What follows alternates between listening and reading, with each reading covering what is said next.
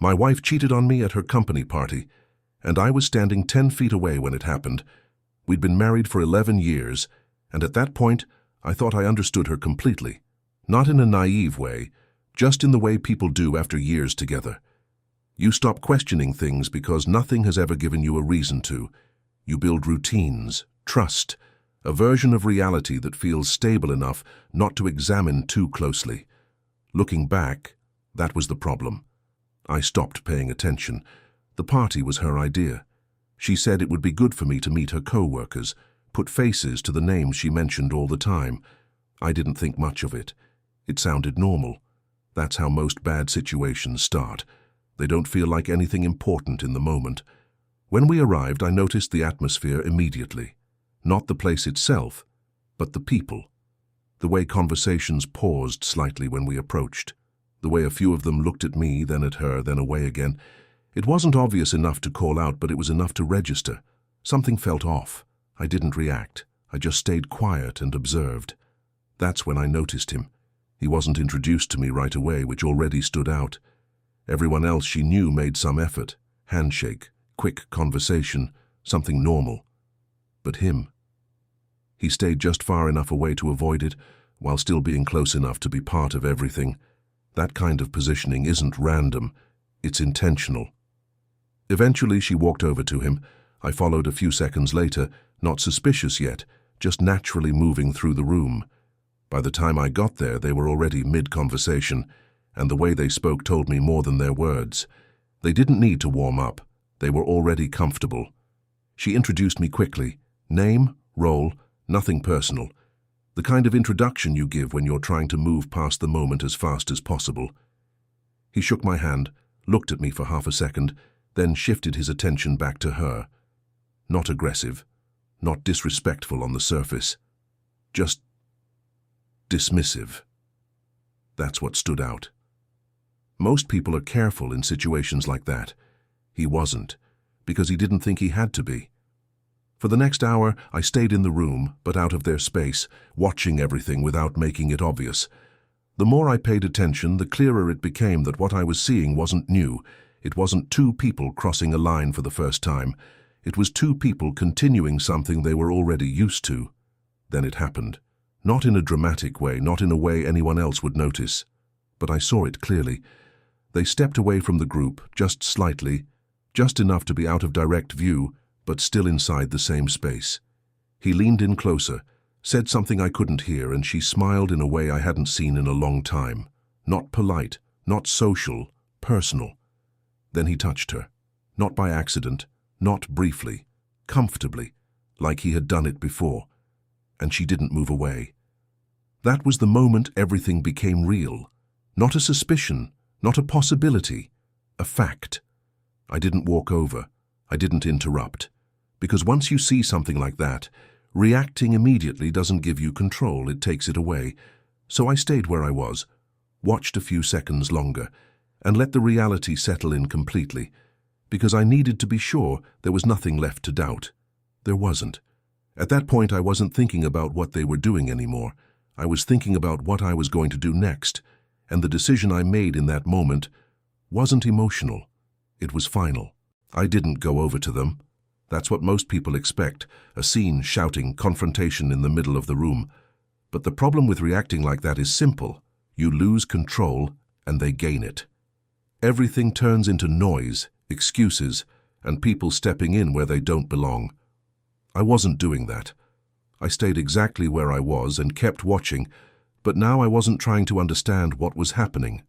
I already knew. I was trying to understand how far it went. And that's when I noticed something worse. It wasn't just them. It was the room. The way people avoided looking directly at them. The way conversations shifted slightly whenever they moved closer together. The way no one seemed surprised by how comfortable they were around each other. That's when it clicked. I wasn't witnessing something new. I was the only one who hadn't noticed it before. That realization hit differently. Not emotionally, but clearly. Because once you understand that other people already know, the situation changes completely. It's no longer private. It's no longer hidden. It's established. I picked up a drink I hadn't touched, and walked casually across the room, not toward them but past them, close enough to hear, not close enough to interrupt. "You said he'd be here," he said quietly. "I didn't think he'd stay long," she replied. That was enough. Not because of what she said, but because of how calm she sounded. No tension, no fear, just inconvenience.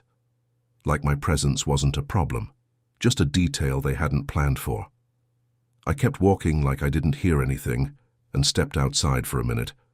Not because I needed air, but because I needed distance, just enough to think clearly without breaking the control I still had. At that point, everything made sense. The looks when we arrived, the way he avoided me, the way she introduced us too quickly, the way people in that room acted like something was off without saying it. This wasn't a mistake. This was normal for them. And I had walked into it late.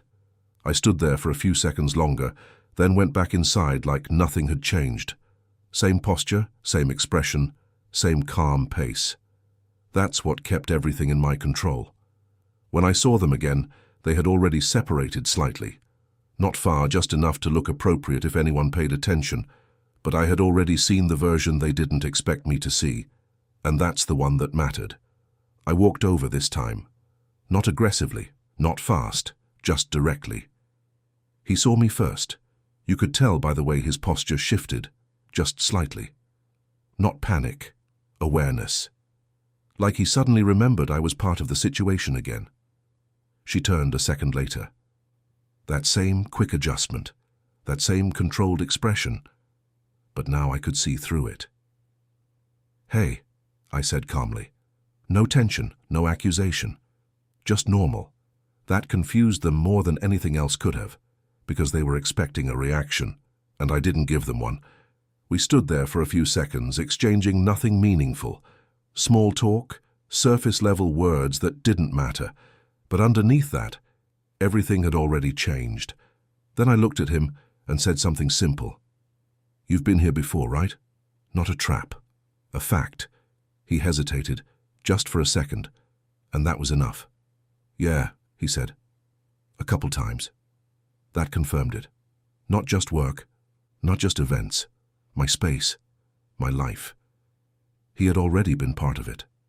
I nodded once, like it meant nothing. Then I looked at her. She didn't say anything, didn't need to, because at that point, silence was louder than anything she could have said. I stayed there a moment longer, then stepped back slightly and said, "I'm gonna head out." No argument, no scene, just a decision. That caught her off guard. "You're leaving?" she asked. "Yeah," I said spokojna. "I've seen enough." That was the only honest thing I said all night, and the way her expression changed after that told me everything. Not guilt, not fear, realization. She understood, not what she did, but that I knew. I didn't wait for anything else. I turned around, walked out, and didn't look back. Because at that point, the situation wasn't unfolding anymore. It was already over. And what I decided to do next was going to hit a lot harder than anything I could have done in that room. I didn't call her that night. By the time I got home, everything was already clear in my голове. There was nothing left to wyjaśniać, nothing to obsujdat, nothing she could say that would change what I had already seen. Once you reach that point, conversation stops being about truth. It becomes about control, and I wasn't giving her that. So I stayed silent. She came back late.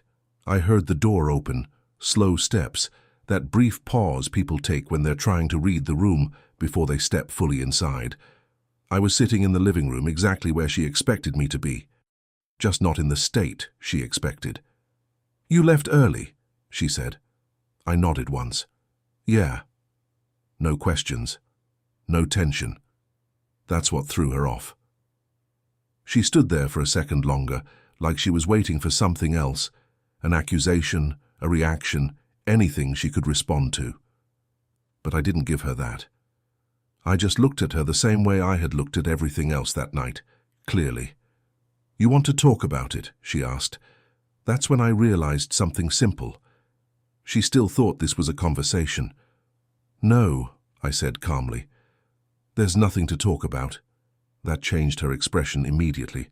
Not dramatic, not loud, just a shift. The moment she understood she didn't have control over how this was going to go. I stood up, walked past her, and went to the bedroom. I had already packed a suitcase earlier that evening. Not out of impulse, not out of anger, out of clarity. Her things were inside, folded, organized, finished. When I brought it out and set it by the door, she didn't move at first. Then she looked at it like it didn't make sense. "You're serious?" she asked quietly. I didn't answer right away. I let the silence sit there long enough for her to understand that this wasn't a reaction, it was a decision. "I saw everything I needed to see," I said. She tried to respond but stopped halfway through her sentence. Whatever explanation she had prepared didn't fit anymore, not with how calm everything was. "It wasn't like that," she said finally, "but even ona ponimala kakata zvuchit." "It was exactly like that," I replied. "Still calm, still controlled. No emoji. That's what made it real." She sat down slowly, like everything caught up with her all at once. Not just what happened, but what it meant now. The routine, the confidence, the belief that she could manage both sides without consequences, all of it collapsing in one moment. "I didn't think you'd actually leave," she said. I nodded once. "That's why you felt comfortable doing it." That line landed harder than anything else, because it was true. I grabbed my keys and walked toward the door. She said my name once, not loudly, not dramatically, just enough to try one last time. I didn't turn around, because there was nothing behind me worth going back to. I stepped outside, closed the door, and that was it. No shouting, no chaos, no second chances, just an ending that didn't need to be explained. And the truth was simple. I didn't lose anything that night. I just stopped holding on to something that was already gone.